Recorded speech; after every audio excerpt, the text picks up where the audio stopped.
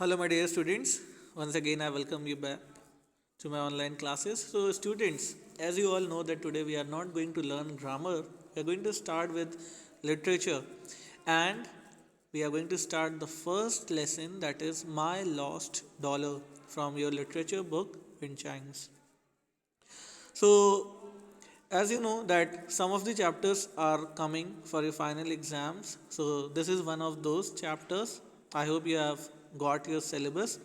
तो आप सिलेबस में देखोगे उसमें चैप्टर 1 इंक्लूडेड है, इसलिए हम आज इसको रिवाइज करेंगे.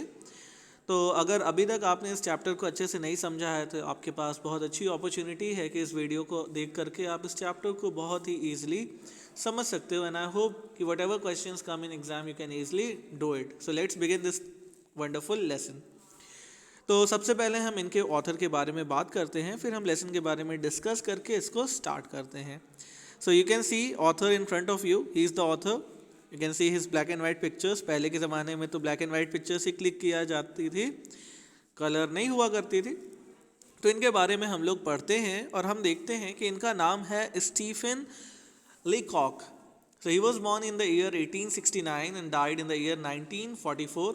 He was an internationally popular Canadian humorist, educator, lecturer and author of more than 30 books of light-hearted sketches with criticism of people's follies. हाँ, तो बच्चों ये जो ऑथर हैं वो काफ़ी ज़्यादा इंटरेस्टिंग ऑथर हैं, काफ़ी अमेजिंग ऑथर थे मैं कह सकता हूँ, क्योंकि he is no more now. He was internationally popular, मतलब ये पूरे दुनिया में पॉपुलर थे. ये कनाडा से बेसिकली थे, तो इनको कहा गया है कि ये कैनेडियन थे. और इन्होंने काफ़ी कुछ लाइफ में किया है. इनके अलग अलग प्रोफेशन थे. तो वो एक ह्यूमरिस्ट थे.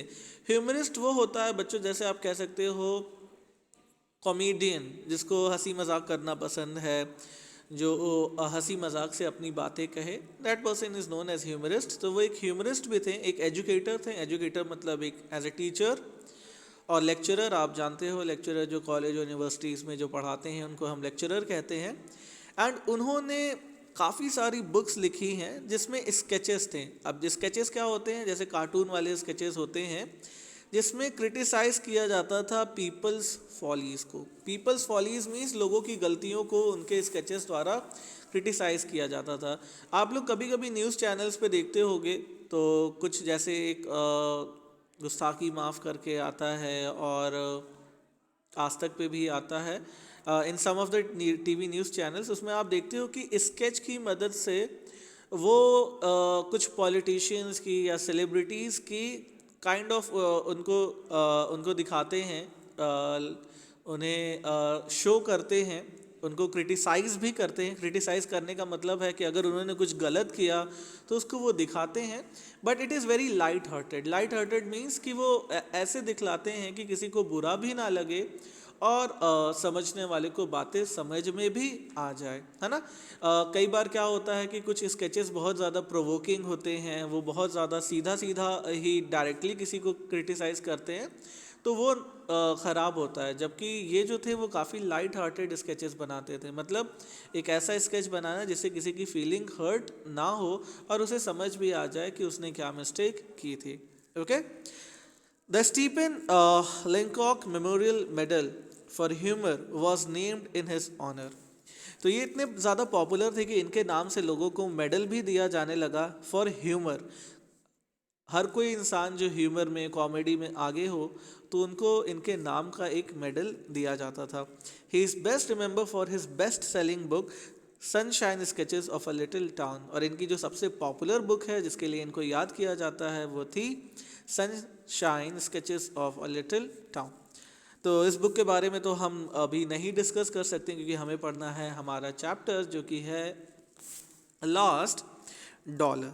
ओके, माई लॉस्ट डॉलर. तो जैसा कि आप सब जानते हो बच्चों, डॉलर क्या होता है. Dollar is currency which is used in many of the countries. America भी उनमें से एक है. तो डॉलर एक करेंसी है. जैसे हमारे देश में रुपए चलता है वैसे दूसरे देशों में डॉलर चलता है. तो यहाँ पर हो क्या रहा है कि जो नरेटर हैं, जो ऑथर हैं, उन्होंने अपना $1 अपने फ्रेंड को दिया था. उनके फ्रेंड को ज़रूरत थी तो उन्होंने दे दिया. और हम लोग भी अपनी बहुत सी चीज़ें अपने दोस्तों को देते रहते हैं, कभी अपना कैमरा दे देते हैं, कभी अपना लैपटॉप दे देते हैं, कभी अपना फ़ोन दे देते हैं ताकि वो उसको यूज़ कर सके। और कई बार होता है कि ज़रूरत पड़ने पर हम अपने दोस्तों को कुछ पैसे भी उधार में ऐसे दे देते हैं। तो कई बार क्या होता है कि हमारे दोस्त हमें लौटाना भूल जाते हैं। अब उन्होंने मुझसे पैसा मांगा तो मैंने तो दे दिया, लेकिन फिर मुझे क्या होगा कि मांगने में बहुत ज़्यादा शर्म आएगी।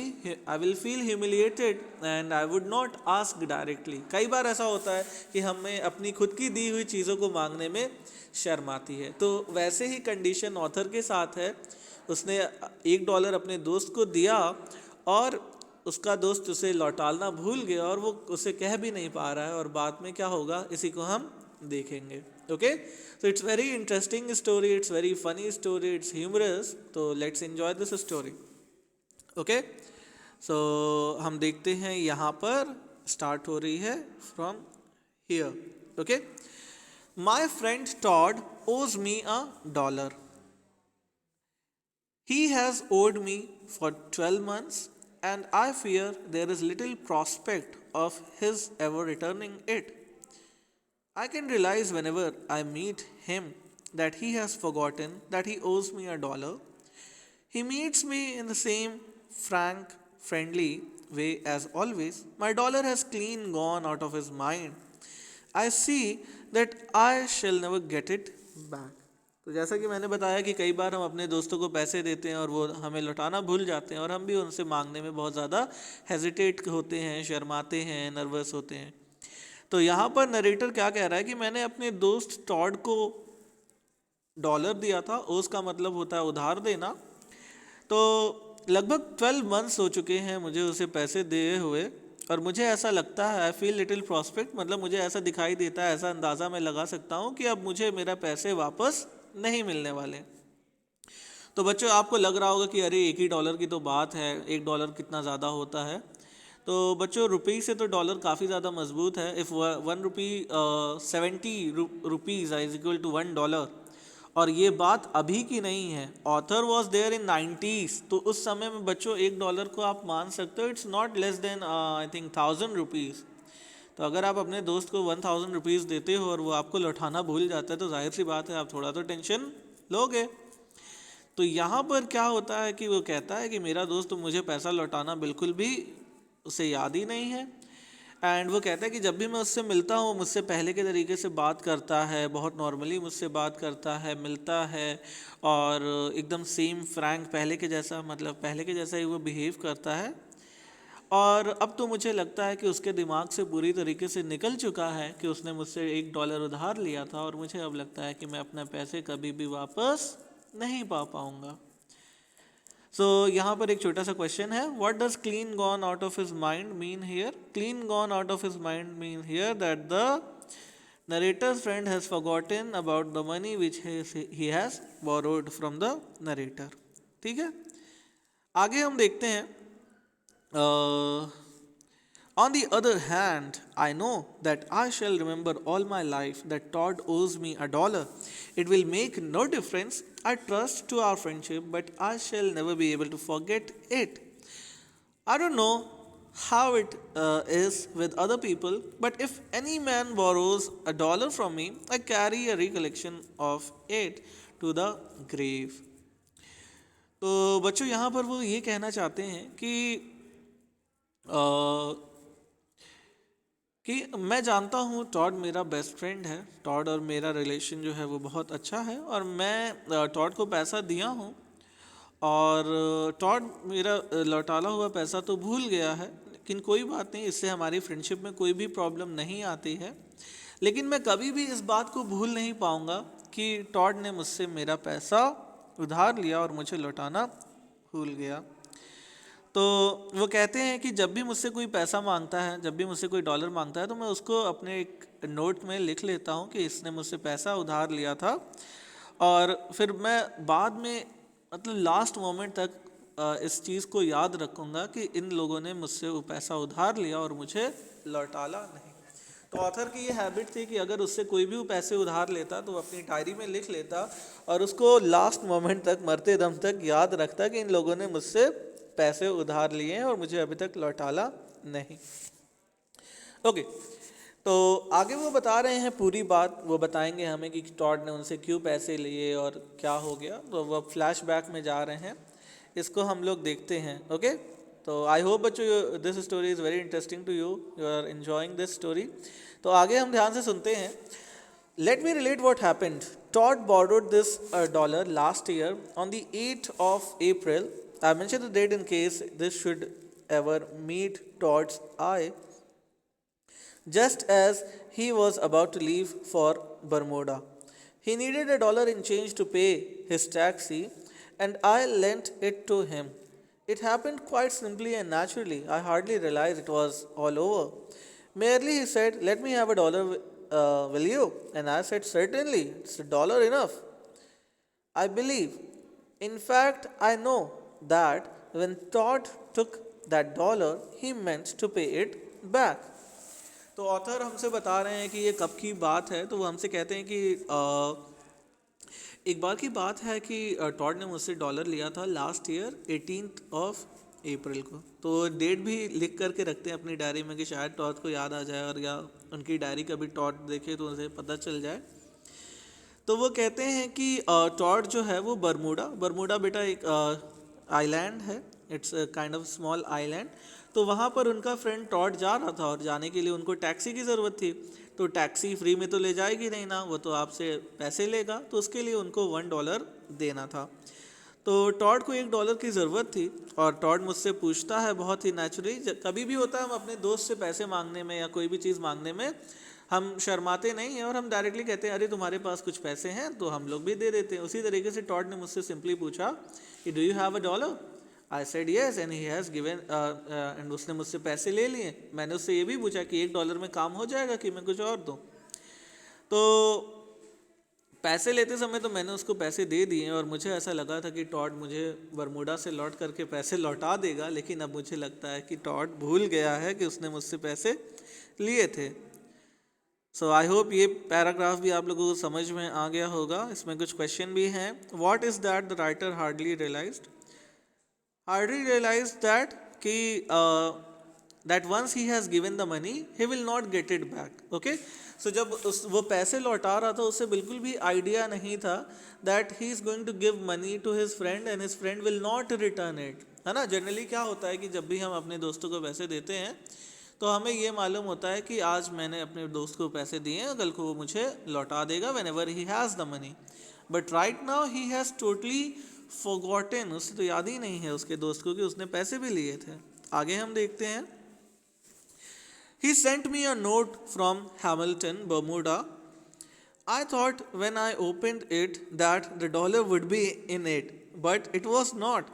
He merely said that the temperature was up to nearly 100. The figure misled me for a moment. Okay. तो यहाँ पर क्या होता है बच्चों की, जब उनका फ्रेंड बरमूडा में पहुँच जाता है तो उनको एक लेटर लिखता है। तो ऑथर को लगता है कि इस लेटर में पक्का मेरा $1 होगा। तो वो जब उस लेटर को खोलते हैं तो उसमें डॉलर नहीं होता, उसमें एक नोट लिखा होता है और उसमें लिखा होता है कि तुम्हें पता है यहाँ पर टेम्परेचर 100 तक हो जा रहा, 100। अब बच्चों आप लोग भी सोचोगे कि हमारे यहाँ तो गर्मी पड़ती है तो मैक्सिमम टेम्परेचर 45, 48, 47 डिग्रीज होता है, 100 डिग्री पे तो बहुत ज़्यादा हो जाएगा। लेकिन बच्चों यहाँ पर ये 100 डिग्री फ़ारेनहाइट की बात कर रहे हैं। Okay, they are not talking about degree Celsius, is talking about Fahrenheit. इसलिए तो नरेटर भी कहता है कि वो 100 जब बोला तो मैं भी कंफ्यूज हो गया कि 100 डिग्री कैसे हो सकता है। 100 डिग्री सेल्सियस पे तो पानी बॉयल होने लगता है, अगर इतनी गर्मी पड़ेगी तो हम भी बॉयल हो जाएंगे। तो यहाँ पर फिर ऑथर को ये समझ में आता है कि वो डिग्री सेल्सियस की नहीं फ़ारेनहाइट की बात कर रहा है। जनरली बच्चों हम लोग का जो बॉडी टेम्परेचर होता है वो 97, 98 मीन्स 100 के आसपास होता है। 100 से ज़्यादा हो तो उससे फीवर हम कहते हैं, है ना। तो जब गर्मी 35, 36 डिग्री सेल्सियस जब पड़ती है तो वो उसको फ़ारेनहाइट में आप कन्वर्ट करोगे वो 100 के अप्रॉक्स हो जाएगी। I hope you are getting this. इसको ज़्यादा समझने की भी ज़रूरत नहीं है क्योंकि it's not your chemistry class और साइंस क्लास, ये आपकी इंग्लिश क्लास है, तो इतना ज़्यादा आपको टेंशन भी नहीं लेना इस बात का। आप ये समझ सकते हो मिसलीड का मतलब when you get something wrong information. Okay, आगे समझते हैं। आगे की लाइंस हम लोग स्टार्ट करते हैं और इस पैराग्राफ को भी देखते हैं। Todd came back in 3 weeks. I met him at the train, not because of the dollar but because I really esteem him. I felt it would be nice for him to see someone waiting for him on the platform after being away for 3 weeks. I said, let's take a taxi up to the club, but he answered, no, let's walk. तो finally उनका friend Tod Bermuda घूम करके 3 हफ्तों के बाद लौटते हैं, और जब उनके फ्रेंड लौट रहे थे तो वो इनके जो दूसरे फ्रेंड हैं, जो नरेटर हैं, वो स्टेशन पर उनको लेने के लिए, रिसीव करने के लिए जाते हैं। और वो कहते हैं कि मैं उसको स्टेशन पे लेने इसलिए नहीं गया कि मेरे मन में ये चल रहा है कि वो मुझे स्टेशन पे देखेगा तो वो मुझे पैसे लौटा देगा। मैं इस लालच से नहीं गया, बल्कि मैं इसलिए गया क्योंकि वो मेरा दोस्त है, वो 3 हफ्ते बाद लौट रहा है, तो मैं उसकी रिस्पेक्ट में गया, क्योंकि उसे अच्छा लगेगा कि कोई उसका इंतज़ार कर रहा था उसके लिए, है ना। अब बच्चों, जब हमें कोई स्टेशन लेने आता है, हमारा कोई इंतज़ार कर रहा होता है स्टेशन पे, रिसीव करने आता है, तो हमें अच्छा लगता है that somebody is there for caring. तो इसी तरीके से वो अपने दोस्त को रिसीव करने के लिए गया था। उसके मन में ये नहीं था कि वो अपने दोस्त से पैसे वापस मांगेगा। तो जैसे ही उनका दोस्त बाहर आता है, उसको देख करके खुश होता है और कहता है कि नरेटर कहते हैं कि चलो क्लब तक चलते हैं टैक्सी से। तो उनका फ्रेंड कहता है नहीं नहीं, पैदल ही चलते हैं, ज़्यादा दूर थोड़ी ना है, let's walk. Okay, we spent that evening together talking about Bermuda. I was thinking of $1, but of course I didn't refer to it, only simply can not. तो पूरी शाम हम लोगों ने साथ में बिताई। हम लोग बरमूडा के बारे में बात कर रहे थे, उसके बारे में डिस्कस कर रहे थे कि वो कहाँ घूमा, क्या क्या किया। लेकिन मैंने उसको डॉलर के बारे में याद ही नहीं दिलाया, ना तो उसे खुद से याद आया और मैं उसको कैसे याद दिलाता। कई बार ऐसा होता है ना कि हम अपनी ही चीज़ मांगने में बहुत ज़्यादा शर्माते हैं, बहुत ज़्यादा हेजिटेट करते हैं। तो यहाँ पर नरेटर भी काफ़ी ज़्यादा हेजिटेट कर रहा है। उसे लग रहा है कि वो अपने दिए हुए पैसे को कैसे मांगे, उसका दोस्त क्या समझेगा कि $1 के लिए तो मुझे याद दिला रहे हो। So this much for today, I think it's sufficient. और आप इसको हम लोग 2 और दूसरे पार्ट्स में डिस्कस करेंगे। And I hope you understood till here. Yes, तो I hope that you could understand everything. If there is any confusion left, you can comment down in the comment section, and please mention your name for attendance. And still many of you are not doing your homework, so please complete it. So once again, I would like to thank you all for watching this video till here. Bye bye and take care.